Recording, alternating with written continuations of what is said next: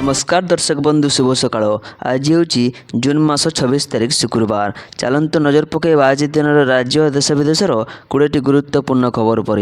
ता पूर्व जदि आप चैनल रे नुआकुरी अच्छा तेज भिडियो गोटे लाइक और शेयर करने सह चैनल को सब्सक्राइब करी आपन केउ जिल्लार भिडियो देखुं ताहा जणातु। आज प्रथम खबर, सरकार बड़ निष्पत्ति हटिला कटकणा, ग्राहकों पर खुशी खबर आउ नहीं किसी चिंता। एलपीजी जोगाण उपर समस्त कटकणा हटाइले केंद्र सरकार। ग्राहकों पर खुशी खबर, एलपीजी जोगाण को नहीं केंद्र सरकार देले बड़ गुड न्यूज। केंद्र सरकार एलपीजी जोगाण उपर लागिथिबा समस्त कटकणा हटाई दैछंती। सरकार अणघरोई फैक्ट्री एलपीजी जोगाण उपर लागिथिबा सेक्टोराल कटकणा को प्रत्याहार करिसंती। एबे यार जोगाण को पूर्व स्तर को फेराई अणा जाइछि, जहाँ इरान अमेरिका युद्ध पर सृष्टि होइतिबा संकट पूर्व थिला। सरकार पक्षरु कटकणा हटा जिबा परे एबे बल्ब एलपीजी जोगाण मध्य पुणी आरंभ होइछि, जहाकु संकट आरंभ में रोकी दिया जाइतिला। याकु संकट पूर्व हेउतिबा व्यवहार में 50% पर्यंत कोहल करा जाइछि। सरकार को निष्पत्ति द्वारा व्यावसायिक एवं शिल्पभित्तिक ग्राहक मानक बड़ आश्वस्ति मिली। परवर्ती खबर, राशन कार्ड को नहीं बड़ अपडेट। मुंड पिछा मिल 7 किलो चाउल बदल ए मिलता राशन नियम। एणिकी परिवार बदल में मुंड पिछा मिल 7 किलो चाउल एम मिल फायदा। गरीब असहाय परिवार को मिलता मागणा राशन नियम रे एक बड़ परिवर्तन करने को जाउछंती केंद्र सरकार। अंत्योदय अन्न योजना अधीन में वर्तमान परिवार पिछा मिलता मासिक 35 किलो शस्य बदल में एणिकी मुंड पिछा मासिक 7 किलो शस्य देवाई सरकार विचार करिसंती। तेबे एथिरे सर्वाधिक सीमा पूर्व भली 35 किलो रहिबो। खाद्य एवं साधारण बंटन विभाग पक्षरु जातीय खाद्य सुरक्षा अधिनियम 2013 रे एही संशोधन पई प्रस्ताव दिया जाइछि। जातीय खाद्य सुरक्षा संशोधन बिल 2024 पर आसंता जुलाई 13 तारिख सुधा जनसाधारण ठारू मतामत लोड़ी खाद्य मंत्रालय। परवर्ती खबर, बदलिबो मैच समझ। यही कारण बदलिला भारत आयरलैंड मैच समझ। शुक्रवार ठारू आरंभ होगाकू जाउछि Bharat Ireland T20 series. 2 match विशिष्ट यह सीरीज में भारतीय टीम भी आयरलैंड गस्तर अच्छी। पूर्वर मैच पर समय घोषणा होता बेले एवं समय परिवर्तन होइछि। पूर्वर घोषणा होता समय बदलिबा पछर एक बड़ कारण रही। भारत ऑस्ट्रेलिया मध्य खेला जाइबाकु थिबा मुकाबिला पर समय परिवर्तन होइछि। महिला T20 विश्वकप रे भारत ऑस्ट्रेलिया मध्य होगाकू जाउछि मैच। आसंता 28 तारिख में यह मैच खेल जावाकू रही। सही दिन भारत आयरलैंड द्वितीय T20 मुकाबिला अनुष्ठित हेबो। समय समान होइतिबा बेले गोटे घंटा पूर्व खेल मैच। परवर्ती खबर, पांड्यान प्लान रे नवीन मोहर। पछरे रहिबे पांड्यान, आगक आसिले सुजाता। शेष में बीजेडी कमान हाथाइबारे भैरव पांड्यान सफल होइचंती। प्रत्यक्ष नहेले भी एवं परोक्ष से ही करिवे राज। आज बीजेडी रे विधिबद्ध सामिल हेले सुजाता, हेले नथिले बहु वरिष्ठ नेता। जमिति पांड्यान साधारण कर्मी भाव में जोग देइथिले, बीजेडी रे ठीक सेमिति सुजाता मध्य साधारण कर्मी भाव जोग देइछंती। तेबे पांड्यान साधारण कर्मी थाई जमिति मध्य धरिथिले मंग धरिथिले सुजाता मध्य दलर मंगवाल साजिबे। एबे प्रश्न तांकु किए ग्रहण करिवो, किए करिवो विरोध। परवर्ती खबर, औषध देई हेउनी इच्छा मृत्यु दियो। माँ बापा को दे पारु नांती औषध। इच्छा मृत्यु अनुमति मागिले निरुपाय चाषी। धान बिक्री नहेबारु महामहिम राष्ट्रपति निकट में इच्छा मृत्यु पर आवेदन करिसेंती जणे चाषी। चाषी परिश्रम उचित मूल्य मिलवा पाई सरकार धान किणा व्यवस्था करथिबा बेले टोकन समस्या अनेक चाषी बड़ बाधा साजिछि। खराब वर्षा काकर खुशही चाषी जो धान अमल करुच्ची से धान को सरकारी दर में बिक्री करने टोकन न मिलबार अनेक चाषी एवं आर्थिक संकट में। बरगढ़ जिला पदमपुर उपखंड मेलछामुंडा अंचल में समस्या को नहीं चाषी मध्य तीव्र असंतोष प्रकाश पाई। परवर्ती खबर, आसंता 2 दिन झड़ वर्षा। राज्य में दक्षिण पश्चिम मौसुमी बायु सक्रिय रही बेले राज्य में झड़ वर्षा जारी रही। आसंता काली राज्यर सुंदरगढ़, केन्दुझर, मयूरभंज, नुआपड़ा, बलांगीर, कलाहांडी, कंधमाल, रायगड़ा और गजपति आदि जिले में 40 ରୁ 50 किमी बेगर पवन बहिबा सह बिजुली घड़घड़ी सह झड़ वर्षा हेबो। एणु यही सबु जिला ऑरेंज वार्निंग जारी करिछि आंचलिक पाणीपाग विज्ञान केन्द्र। 27 तारिख दिन मध्य राज्यर विभिन्न स्थान में बिजुली घड़घड़ी सह वर्षा हेबो। ହେବ। ପାଣିପାଗ କେନ୍ଦ୍ରର ସୂଚନା ମୁତାବକ 28-29 ତାରିଖ ଓଡ଼ିଶାରେ ମୁଖ୍ୟତଃ ପାଗ ଶୁଖିଲା ରହିବ। 30 ତାରିଖରେ ରାୟଗଡ଼ା, କୋରାପୁଟ ଓ ମାଲକାନଗିରିରେ ପ୍ରବଳ ବର୍ଷା ହେବ। ଏଥିସହ 1 ତାରିଖ ଦିନ କେନ୍ଦୁଝର, ମୟୂରଭଞ୍ଜ, କନ୍ଧମାଳ, ରାୟଗଡ଼ା, କୋରାପୁଟ, ମାଲକାନଗିରି, ଗଜପତି ଜିଲ୍ଲାର କେତେକ ସ୍ଥାନରେ ପ୍ରବଳ ବର୍ଷା ଆଶଙ୍କା ଥିବା ସୂଚନା ମିଳିଛି। ଆସନ୍ତା ସପ୍ତାହେ ପର୍ଯ୍ୟନ୍ତ ରାଜ୍ୟର ତାପମାତ୍ରା ବିଶେଷ ପରିବର୍ତ୍ତନ ହେବ ନାହିଁ। ପରବର୍ତ୍ତୀ ଖବର, ଭାରତ ପାଇଁ ଖୁସି ଖବର। ହରମୁଜ ପ୍ରଣାଳୀ ପାର ହେଲା 30ଟି ଜାହାଜ। ଭାରତ ଗତ କିଛି ମାସ ଧରି ଘୋର ତେଲ ଏବଂ ଗ୍ୟାସ୍ ଅଭାବର ସମ୍ମୁଖୀନ ହୋଇଛି। ଫେବୃଆରୀରୁ ଇରାନ ଏବଂ ଆମେରିକା ମଧ୍ୟରେ ଯୁଦ୍ଧ ଯୋଗୁଁ ହରମୁଜ ପ୍ରଣାଳୀ ଅବରୋଧ ହୋଇଥିଲା, ଯାହାଫଳରେ ଅଶୋଧିତ ତେଳ ଏବଂ ଗ୍ୟାସ୍ ପରିବହନ ବନ୍ଦ ହୋଇଯାଇଥିଲା। ତଥାପି ବର୍ତ୍ତମାନ ଯୁଦ୍ଧବିରତି ଘଟିବା ପରେ ତେଲ ଏବଂ ଗ୍ୟାସ୍ ବହନ କରୁଥିବା ଜାହାଜ ହରମୁଜରୁ ଭାରତ ଅଭିମୁଖେ ପ୍ରସ୍ଥାନ କରିଛି। ପରବର୍ତ୍ତୀ ଖବର, ଓଡ଼ିଶାରେ ପ୍ରଥମ ଥର ସାମୁଦ୍ରିକ ସୁରକ୍ଷା ବୈଠକ ଉଦ୍ଘାଟନ କଲେ ମୁଖ୍ୟମନ୍ତ୍ରୀ ମୋହନ ମାଝୀ। ଆମର ସମୁଦ୍ର କେବଳ ଏକ ଭୌଗୋଳିକ ସୀମା ନୁହେଁ, ଏହା ବ୍ୟାପକ ସୁଯୋଗ, ସମୃଦ୍ଧି ଏବଂ ଆନ୍ତର୍ଜାତୀୟ ସହଭାଗିତାର ପ୍ରବେଶ ପଥ। ଲୋକସେବା ଭବନଠାରେ 14ତମ multi agency maritime security group ବୈଠକକୁ ଆନୁଷ୍ଠାନିକ ଭାବେ ଉଦ୍ଘାଟନ କରି ମୁଖ୍ୟମନ୍ତ୍ରୀ ମୋହନ ଚରଣ ମାଝୀ ଏହା କହିଛନ୍ତି।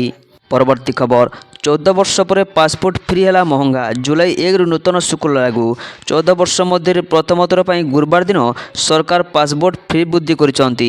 ଜୁଲାଇ 1 ତାରିଖରୁ ସାଧାରଣ ଯୋଜନାରେ ନୂତନ ପାସପୋର୍ଟର ମୂଲ୍ୟ 2500 ଏବଂ ତତ୍କାଳ ଯୋଜନାରେ 5000 ହେବ। ପାସପୋର୍ଟ ମୁଖ୍ୟତଃ ଏକ ଯାତ୍ରା ଡକ୍ୟୁମେଣ୍ଟ, ଭାରତୀୟ ନାଗରିକତାର ପ୍ରମାଣ ନୁହେଁ ବୋଲି ସରକାର ସ୍ପଷ୍ଟ କରିବା ପରେ ଏହି ନୂତନ ଫି ସୂଚୀ ଜାରି କରାଯାଇଛି। ପାସପୋର୍ଟ ସଂଶୋଧନ ନିୟମ 2026 ମାଧ୍ୟମରେ ବୈଦେଶିକ ମନ୍ତ୍ରଣାଳୟ ଦ୍ୱାରା ଘୋଷଣା କରାଯାଇଥିବା ଏହି ନୂତନ ଫି ଗଠନ 2012 ମସିହା ପରେ ପ୍ରଥମ ବଡ଼ ପରିବର୍ତ୍ତନ, ଯେତେବେଳେ ଶେଷ ଥର ପାଇଁ ପାସପୋର୍ଟ ଫି ବୃଦ୍ଧି କରାଯାଇଥିଲା। ନୂତନ ଦର ଅନୁଯାୟୀ 18 ବର୍ଷ ଏବଂ 18 ବର୍ଷରୁ ଅଧିକ ବୟସର ଆବେଦନକାରୀଙ୍କ ପାଇଁ ଏକ ନୂତନ 36 ପୃଷ୍ଠାର ପାସପୋର୍ଟ କିମ୍ବା ପୁନଃପ୍ରଦାନର ମୂଲ୍ୟ ସାଧାରଣ ଯୋଜନା ଅନୁଯାୟୀ 2500 ହେବ। ବର୍ତ୍ତମାନ 1500ରୁ ବୃଦ୍ଧି, ଯେତେବେଳେ ତତ୍କାଳ ଫି 3500ରୁ ବୃଦ୍ଧି କରାଯାଇ 5000 କରାଯାଇଛି। ସେହିପରି 60 ପୃଷ୍ଠାରୁ ପାସପୋର୍ଟ ପାଇଁ ସାଧାରଣ ବର୍ଗରେ 2000ରୁ 3500 ଏବଂ ତତ୍କାଳ ବର୍ଗରେ 4000ରୁ 6000କୁ ବୃଦ୍ଧି କରାଯାଇଛି। ପରବର୍ତ୍ତୀ ଖବର, ଜଗନ୍ନାଥଙ୍କ ଉପରେ ଅପଭ୍ରଂଶ ଫିଲ୍ମକୁ ଗଜପତିଙ୍କ ବିରୋଧ। ଆକ୍ସନ ହେବ କହିଲେ ଶ୍ରୀମନ୍ଦିର ମୁଖ୍ୟ ପ୍ରଶାସକ। ଗଜପତି ମହାରାଜ ଦିବ୍ୟ ସିଂହ ଦେବ ମହାପ୍ରଭୁ ଶ୍ରୀ ଜଗନ୍ନାଥଙ୍କ ନିର୍ମିତ ଅପଭ୍ରଂଶ ଫିଲ୍ମକୁ ଦୃଢ଼ ବିରୋଧ କରିଛନ୍ତି। ଏଥିରେ ଜଗନ୍ନାଥ ସଂସ୍କୃତିକୁ ବିକୃତ ତଥା କାଳ୍ପନିକ ଭାବରେ ଉପସ୍ଥାପନା କରାଯାଇଥିବା ଦର୍ଶାଇଲେ ସେ ଫିଲ୍ମର ମୁକ୍ତିଲାଭ ବନ୍ଦ କରିବାକୁ ପରାମର୍ଶ ଦେଇଛନ୍ତି। ଜୁଲାଇ 10 ତାରିଖରେ ଫିଲ୍ମଟି ମୁକ୍ତିଲାଭ କରିଥାନ୍ତା। ପରବର୍ତ୍ତୀ ଖବର, ଛାତ୍ରଛାତ୍ରୀଙ୍କୁ ମିଳିବ ମାଗଣା ସ୍କୁଲ ବ୍ୟାଗ୍। ଛାତ୍ରଛାତ୍ରୀଙ୍କୁ ମିଳିବ ମାଗଣା ନୂଆ ସ୍କୁଲ ବ୍ୟାଗ୍। ନୂଆ ଶିକ୍ଷାବର୍ଷରେ ସରକାରୀ ସ୍କୁଲର ଛୋଟ ଛୋଟ ପିଲାଙ୍କୁ ନୂଆ ସ୍କୁଲ ବ୍ୟାଗ୍ ଯୋଗାଇ ଦେବାକୁ ପ୍ରସ୍ତୁତି ଜୋରଦାର ହୋଇଛି। ଶିଶୁ ବାଟିକାରୁ ତୃତୀୟ ଶ୍ରେଣୀ ପର୍ଯ୍ୟନ୍ତ ପିଲାଙ୍କୁ ଏହି ବ୍ୟାଗ୍ ମିଳିବ। ପିଲାଙ୍କୁ ଶୀଘ୍ର ବ୍ୟାଗ୍ ବଣ୍ଟନ କରିବାକୁ ଡିଇଓ ଏବଂ ଡିସିପିଙ୍କୁ ଓସେବା ଚିଠି ଲେଖିଛି। ବ୍ଲକ ସ୍ତରରୁ ଏସ୍ସିଓ ନୂଆ ସ୍କୁଲ ବ୍ୟାଗ୍ ଯୋଗାଇ ଦେବ। ସମୟ ସୀମା ମଧ୍ୟରେ ସ୍କୁଲ ବ୍ୟାଗ୍ ବାଣ୍ଟିବାକୁ ଅଧିକାରୀମାନଙ୍କୁ ନିର୍ଦ୍ଦେଶ ଦିଆଯାଇଛି। ଓସିଓ Odisha industrial infrastructure development corporation block ସ୍ତରରେ ସ୍କୁଲ ବ୍ୟାଗ୍ ଯୋଗାଇବ।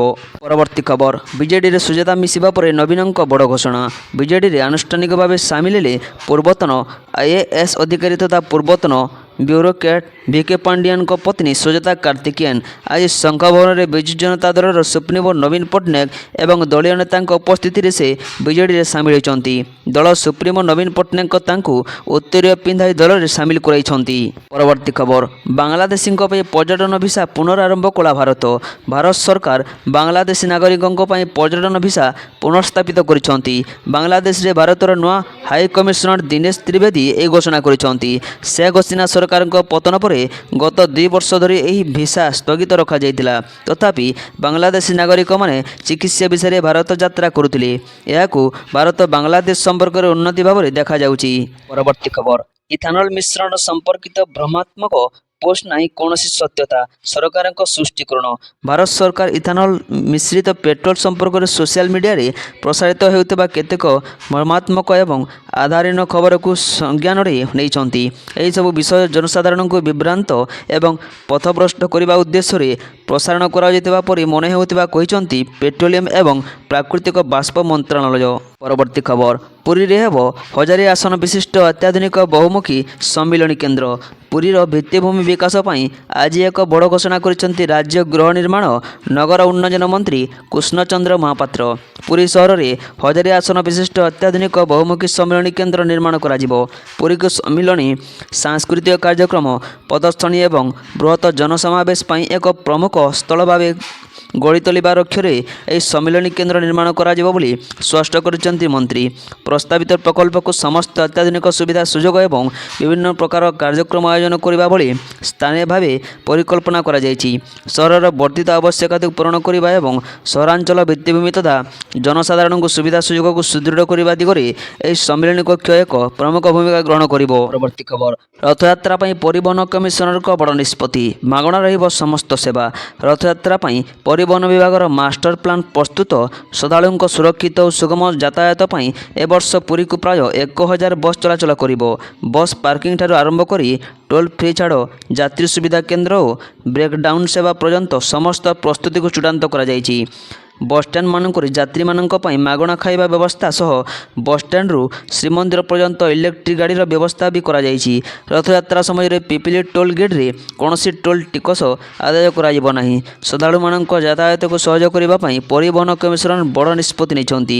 ଏହା ଅଧୀନରେ ପୁରୀର ବିଭିନ୍ନ ପାର୍କିଂ ସ୍ଥଳରୁ ବଡ଼ଦାଣ୍ଡ ପର୍ଯ୍ୟନ୍ତ ଭକ୍ତମାନଙ୍କୁ ଆଣିବା ପାଇଁ 400ଟି ଇଭି ଗାଡ଼ି ଯୋଗାଇ ଦିଆଯିବ। ଶ୍ରଦ୍ଧାଳୁମାନଙ୍କୁ ପାର୍କିଂ ସ୍ଥଳରୁ ବଡ଼ଦାଣ୍ଡକୁ ଆଣିବା ଏବଂ ଛାଡ଼ିବା ପାଇଁ ଇକୋ ଫ୍ରେଣ୍ଡଲି ଗାଡ଼ିଗୁଡ଼ିକ ଚାଲିବ। ପରବର୍ତ୍ତୀ ଖବର, ହରମୁଜ ପ୍ରଣାଳୀ ଦେଇ ଗତି କରୁଥିବା ଜାହାଜଗୁଡ଼ିକ ଉପରୁ ଇରାନ କୌଣସି ପ୍ରକାରର ଟିକସ ଆଦାୟ କରିବ ନାହିଁ। ଆମେରିକା ରାଷ୍ଟ୍ରପତି ଡୋନାଲ୍ଡ ଟ୍ରମ୍ପ ସ୍ପଷ୍ଟ କରିଛନ୍ତି ଯେ ହରମୁଜ ପ୍ରଣାଳୀ ଦେଇ ଗତି କରୁଥିବା ଜାହାଜଗୁଡ଼ିକ ଉପରୁ ଇରାନ କୌଣସି ପ୍ରକାରର ଟିକସ କିମ୍ବା ଅନ୍ୟାନ୍ୟ ଦେୟ ଆଦାୟ କରିବ ନାହିଁ। ଏହି ଗୁରୁତ୍ୱପୂର୍ଣ୍ଣ ଆନ୍ତର୍ଜାତିକ ଜଳପଥରେ ଜାହାଜ ଚଳାଚଳକୁ ନେଇ ଚାଲିଥିବା ବିବାଦ ଓ ଆଶଙ୍କା ମଧ୍ୟରେ ଟ୍ରମ୍ପଙ୍କର ଏହି ମନ୍ତବ୍ୟ ଆଶ୍ୱସ୍ତିକର ହୋଇଛି। ପରବର୍ତ୍ତୀ ଖବର, ଏଣିକି ବିବାହ ନିମନ୍ତ୍ରଣ କାର୍ଡ଼ରେ ବର କନ୍ୟାଙ୍କ ଜନ୍ମ ତାରିଖ ରହିବା ବାଧ୍ୟତାମୂଳକ। ଏଣିକି ବିବାହ କାର୍ଡ଼ରେ ରହିବ ଜନ୍ମ ତାରିଖ। ମହାରାଷ୍ଟ୍ର ସରକାର ଏହି ବଡ଼ ନିଷ୍ପତ୍ତି ନେଇଛନ୍ତି। ବାଲ୍ୟ ବିବାହର କୁପ୍ରଥାକୁ ସମ୍ପୂର୍ଣ୍ଣ ଭାବରେ ସମାପ୍ତ କରିବା ପାଇଁ ମହାରାଷ୍ଟ୍ରରେ ଏକ ଅନନ୍ୟ ଏବଂ କଠୋର ଆଇନ କାର୍ଯ୍ୟକାରୀ ହେବାକୁ ଯାଉଛି। ରାଜ୍ୟ ସରକାର ଏବେ ବିବାହ ନିମନ୍ତ୍ରଣ କାର୍ଡ଼ରେ ବର ଏବଂ କନ୍ୟା ଉଭୟଙ୍କ ଜନ୍ମ ତାରିଖ ଅନ୍ତର୍ଭୁକ୍ତ କରିବାକୁ ବାଧ୍ୟତାମୂଳକ କରିବାକୁ ଯୋଜନା କରୁଛନ୍ତି। ପରବର୍ତ୍ତୀ ଖବର, ଅତିରିକ୍ତ ଭିଡ଼କୁ ଦୃଷ୍ଟିରେ ରଖି ଭୁବନେଶ୍ୱର ଏବଂ ଲୋକମାନ୍ୟ ତିଲକ ମଧ୍ୟରେ ସ୍ପେଶାଲ ଟ୍ରେନ୍ ଚଳାଇବ ପୂର୍ବତଟ ରେଳପଥ। ଭୁବନେଶ୍ୱର 25 ଜୁନ୍ 2024 ଯାତ୍ରୀମାନଙ୍କ ଯାତ୍ରୀକୁ ସୁବିଧାଜନକ କରିବା ଏବଂ ଅତିରିକ୍ତ ଭିଡ଼କୁ ହ୍ରାସ କରିବା ପାଇଁ ପୂର୍ବତଟ ରେଳପଥ ଭୁବନେଶ୍ୱର ଏବଂ ଲୋକମାନ୍ୟ ତିଲକ ଟର୍ମିନସ୍ ମଧ୍ୟରେ ଏକ ସ୍ୱତନ୍ତ୍ର ଏକ୍ସପ୍ରେସ୍ ଟ୍ରେନ୍ ଚଳାଚଳ କରିବାକୁ ନିଷ୍ପତ୍ତି ନେଇଛି। ଏହା କେବଳ ଗୋଟିଏ ପାସ୍ ପୂର୍ବ ଅର୍ଥାତ୍ ଭୁବନେଶ୍ୱରଠାରୁ ଲୋକମାନ୍ୟ ତିଲକ ଟର୍ମିନସ୍ ମଧ୍ୟରେ ଯାତ୍ରା ସମାପ୍ତ କରିବ। ପରବର୍ତ୍ତୀ ଖବର, ପେନ୍ସନକୁ ନେଇ ଆର୍ବିଆଇ ବଦଳାଇ ଦେଲା ଏହି ବଡ଼ ନିୟମ। ବ୍ୟାଙ୍କଗୁଡ଼ିକର ମନମାନି ଉପରେ ଆର୍ବିଆଇର ବ୍ରେକ୍। ଏଣିକି ପେନ୍ସନଧାରୀଙ୍କ ଆକାଉଣ୍ଟରୁ ହଠାତ୍ କଟିବନି ଟଙ୍କା। ଦେଶର ଲକ୍ଷ ଲକ୍ଷ ବରିଷ୍ଠ ନାଗରିକଙ୍କ ପାଇଁ ଏକ ବଡ଼ ଆଶ୍ୱସ୍ତି ଖବର ସାମ୍ନାକୁ ଆସିଛି। ଅବସର ପରେ ପ୍ରାୟ ସବୁ ବୃଦ୍ଧା ମାସିକ ପେନ୍ସନ୍ ଉପରେ ହିଁ ନିର୍ଭର କରିଥାନ୍ତି।